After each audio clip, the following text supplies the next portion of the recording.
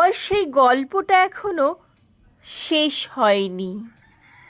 শোনো, পাহাড়টা আগেই বলেছি ভালোবেসেছিল মেঘকে, আর মেঘ কিভাবে শুকনো খটখটে পাহাড়টাকে বানিয়ে তুলেছিল ২৬ বছরের ছোকরা, সে তো আগেই শুনেছ।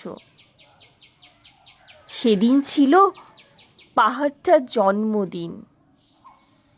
পাহাড় মেঘকে বললে, আজ তুমি লাল শাড়ি পরে আসবে। মেঘ পাহাড়কে বললে, আজ তোমাকে স্নান করিয়ে দেব চন্দন জলে। ভালোবাসলে নারীরা হয়ে যায় নরম নদী, পুরুষেরা জ্বলন্ত কাঠ।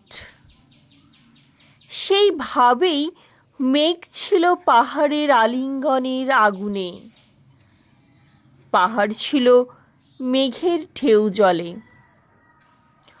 হঠাৎ আকাশ জুড়ে বেজে উঠল ঝড়ের জগঝম্প। ছাকড়া চুল উড়িয়ে ছিনতাইয়ের ভঙ্গিতে ছুটে এলো এক ঝাঁক হাওয়া। মেঘের আঁচলে টান মেরে বললে, ওর ছুরি, তোর বিয়ে।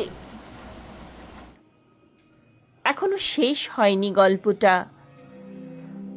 বজ্রের সঙ্গে মেঘের বিয়েটা হয়ে গেল ঠিকই, কিন্তু পাহাড়কে সে কোনো দিনই ভুলতে পারল না। বিশ্বাস না হয় তো চিরে দেখতে পারো পাহাড়টার হাড় পাঁজর। ভেতরে থই থই করছে শত ঝর্ণার জল।